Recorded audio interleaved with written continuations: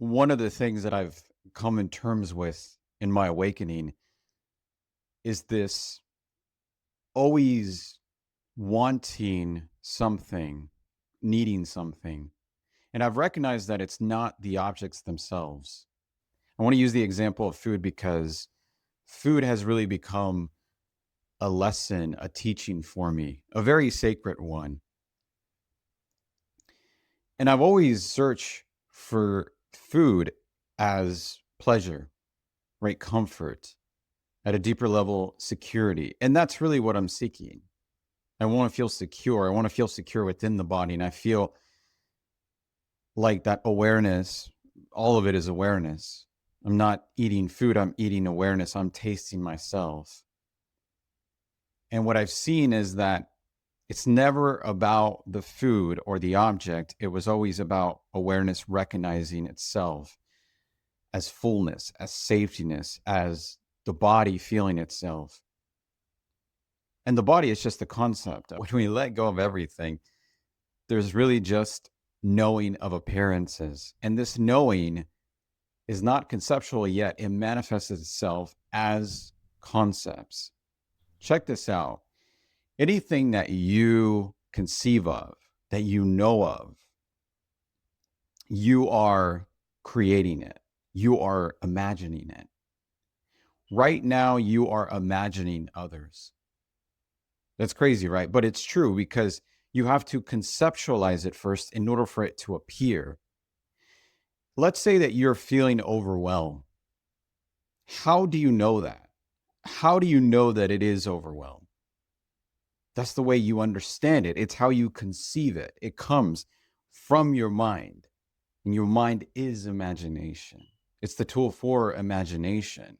I remember when I was making videos about Neville Goddard, he was talking about the feeling of your wish fulfilled. Feel it to be true. And what you conceive to be true is what you experience. And there's a lot of fault in that because early when we're in manifestation is that we just want to feel good all the time. And that's part of the me. That's part of the separate self that wants to complete itself. It's on that journey, like I say, of becoming. But really, that seeking takes us back to our very nature. It's like awareness forgets itself, plays itself to recognize itself.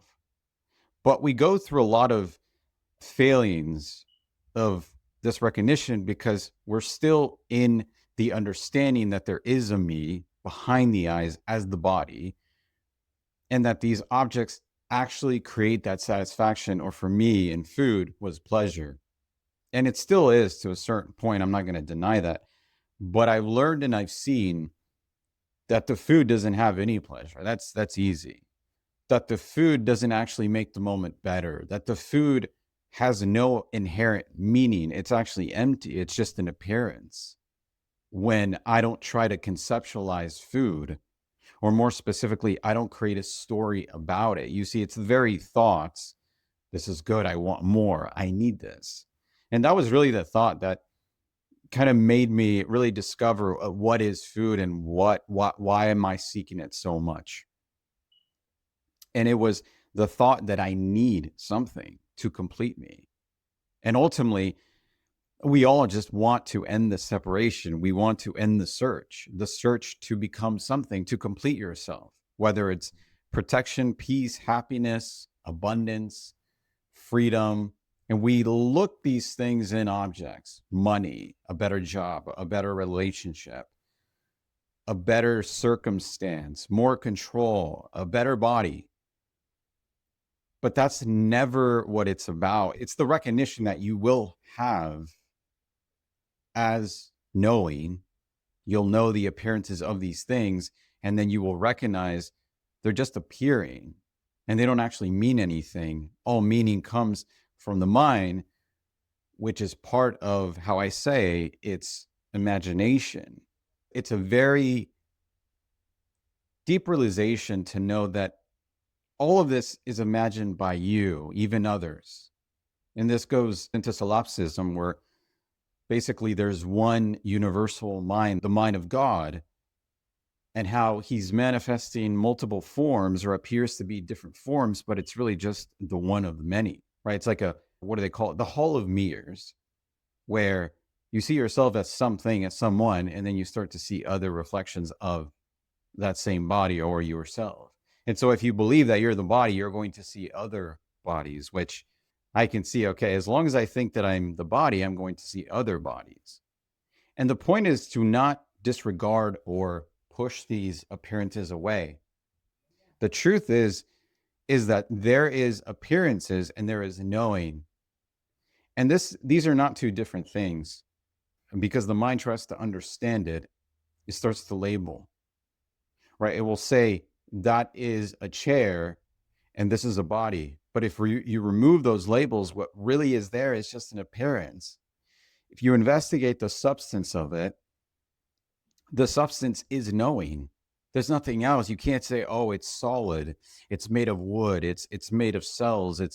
These are all conceptualized. There's an understanding going on there. And that's really what you have to look at.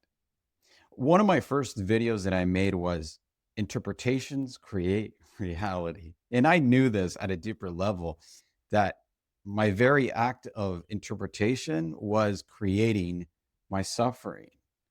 I knew that suffering wasn't part of our nature, that somehow you know that you are suffering, right? You know that you are in fear, you know all these things, and the knowing itself is not affected by it.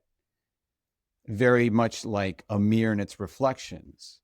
Whatever appears in the mirror, it doesn't push it away or resist it. That's the nature of this knowing, which is awareness, it's consciousness, it's Brahman, the Atman. All these names really just point to one fundamental thing, and that is your knowing. You know you had a dream. How do you know it? Well, I just know it. Then comes the overlay of a story about you, who you are, your identity, and all those different things. But the only fact in your experience is that there is a knowing, and this knowing has been here the entire time and it hasn't changed. It's how you know what you're doing. It's how you know when there is change, when there is contrast. And it's that contrast that actually points you to the things that perhaps you do want or you do prefer. But it's not because you need them. See, that's the other part. I didn't understand when I was eating food. It's, if I'm already complete and whole, why am I eating food? And it got to the point where I was actually indulging a little bit because I started to feel this energy, right? I was starting to feel the body much more at a deeper level. And that's the other part of awakening, to feel your body, feel the sensations, feel the energy, the aliveness. And that aliveness wants to express itself in one way.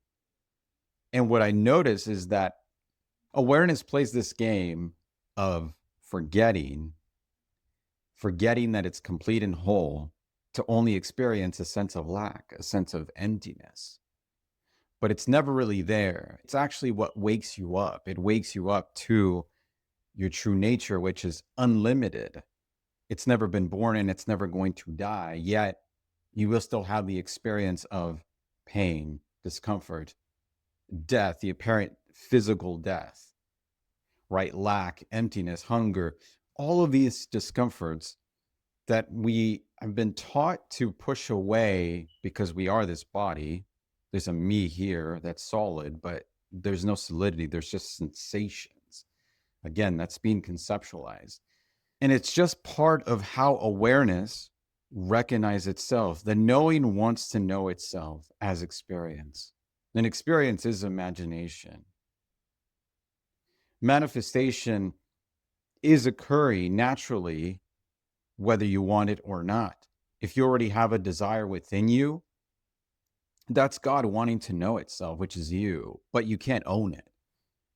You see, it's not like you're knowing and then other people have their own knowing or their own awareness. There's just one being, and it's manifesting itself. It's source appearing as others, as multiple other people, basically. Think of like the sun. It's powering the entire solar system. All of the planets get their energy from the sun, but nobody owns the sun, yet the sun powers everything. It powers your knowing. And if you really investigate this knowing, you notice that it's unchanging, doesn't come and go, yet everything does. And that's the contrast. That's what you need to look at. Every movement happens in it, every sensation, sound, thought, belief, emotion, everything that you can know is not the knowing, yet the knowing is the known because there's nothing outside of it. Right. And so my experience with food has really been, like I said, sacred now, where I'm looking at every bite, every taste, the aliveness, the energy.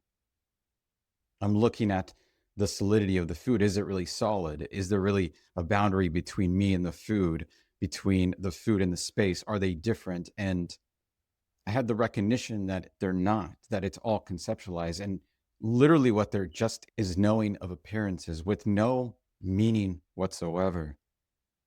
And this can only be seen through by not trying to get it, by not trying to understand. You see, understanding, conception, creates the imagination, but yet it's the very veil that obscures our wholeness, that doesn't allow us to see that, hey, wait a minute, you're just playing here. It's not serious, right? You're in a movie and all of it is you, but you're going to experience, you're going to forget that you're actually the movie. You're going to forget that you're actually the mirror, not the reflections, that you're untouched by it. You're still going to have that experience. And that's what wakes you up. And this is the recognition that I want you to have, because everyone needs to wake up, right? We want to be happy. We want to be relaxed. We want to be ourselves. We don't want to be something that is not going to make us happy, that we can live our entire lives seeking and wanting more and going on this search and realize that all we wanted was this knowing that has not changed. And more specifically, I think to me, is that you're not defined by what happens to you. It's not happening to anyone. For it to happen to someone, number one, there has to be interpretation, again, conception. And then number two, you would have to think that there's something separate from experience. Lastly, let me finish with this. Reality is a mirror, right? They talk about the mirror principle. It reflects your beliefs, which is part of the imagination, which is a reflection of this knowing. Those beliefs don't define you, but they shape your experience. And all of it, this knowing that wants to know itself, is pushing you to fully accept all of it as you, to recognize that it is you, that there is no separation. There's definitely not a separate you, that you're not in experience or outside of it, that there's just this, and you cannot push it away. The only way you're going to do that is when you fully accept every part of you, your human side and your immortal side, your infinite being, the being that never appears, the being that never is affected, the being that never changes, the being that was never born and is never going to die. So if you had any purpose in your life, it would be to have this recognition that all I have to do is just fully accept whatever is appearing, whatever is happening, and fully accept this body, who I am, whatever it is, to be fully felt, to be fully experienced, and to have no resistance, no judgment, no wanting something different, not resisting pain or pleasure or desires or discomfort, not believing something that we don't believe, not thinking that there's something outside of you. There is only you and what you conceive about the world to be true. And even then, nothing is true. The only truth is you.